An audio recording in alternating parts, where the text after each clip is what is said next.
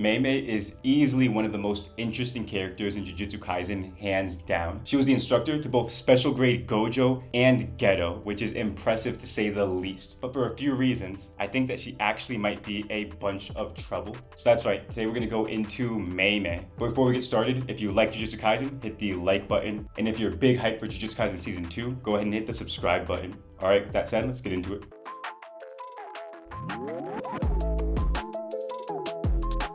We all gotta know and love Mei Mei, but if you don't, I'll give you a quick rundown on her. So you may have seen her in Jujutsu Kaisen 0, where she's helping knock out a bunch of curses that Geto is using to run havoc in the city. But now we're also getting the chance to see her in Jujutsu Kaisen Season 2. Started off, they killed it with the character design, and in terms of her power and strength, she's one of the few people that Gojo actually considers strong. But here's where things take a change. Mei Mei has a odd greed about her. Now on one side, she's about that money, you know what I'm saying? She had paper chasing, but that's not really all that good. Even in the first episode of Jujutsu Kaisen Season 2, when she's talking to Yudahime, and Yudahime is saying, hey, maybe she'll get ranked up and get a promotion. Rather than considering this purely off of her merits, Mei Mei asked her, well, how much money you got? Pretty much meaning, if Yudahime would bribe her and give her some cash, she would rank her up. Now cool, maybe that's not the biggest deal, but let's keep on going. This goes further and even starts to morph and change where you think her loyalty and alliances are. In the Shibuya Incident arc, after Mekamaru had betrayed the whole cast and ended up aligning with Kenjaku, we end up seeing a little bit of odd activities from Mei Mei. So here, after finding out that Geto was actually a fake Geto, more specifically Kenjaku, Mei Mei gets put into a challenge. Now at first, this is her against the smallpox deity,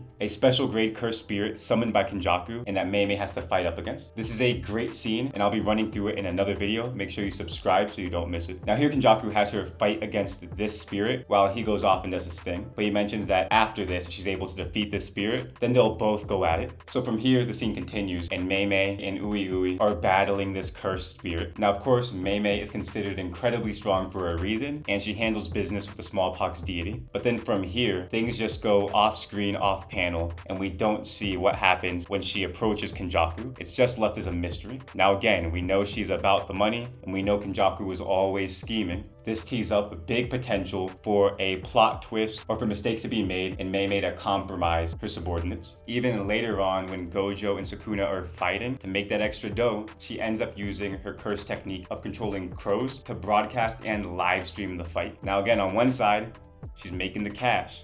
On the other side, she may accidentally be expanding the cursed energy in Japan or in the world because more people are seeing this fight and may be scared of Sukuna, Gojo, and the potential outcomes. This move may actually cause more trouble for Jujutsu High and the Jujutsu sorcerers going against Sukuna, Kenjaku, and their crazy plans. Now if she's going to be a long-standing and continued character like the show has set her up to be, then I really think she's going to cause a ton of trouble for our main characters. She's likely going to continue to choose and blindly follow money rather than what's best for Jujutsu High. With this in mind, it makes us think, what caused her to be this way? Why is she only focused on money and not the good of those around her and those that are her friends? It would be terrible to see her directly betray the main cast for just a little bit of cash, you feel me? I would love if further in the series, we actually get to go a bit deeper into her backstory. They've been giving a bunch of fan service with her, and I think there's a bunch more to come. When we think about it, Jujutsu Kaisen has always been about the gray line of ethics, and we've seen it throughout time and time again with the show. We've seen it with Gojo a number of times. When near his death, he considered if he should just kill all the humans around him, or if his consideration with Sukuna and Itadori, and what the best way to resolve the scenario is.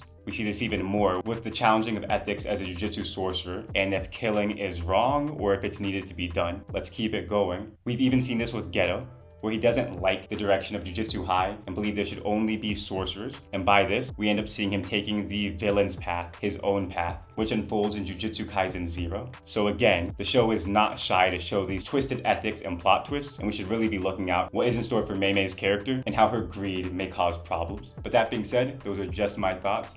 Go ahead and comment below what you think. Do you like Mei Mei? Do you think she's going to betray the main cast? What do you think will happen to her in the show?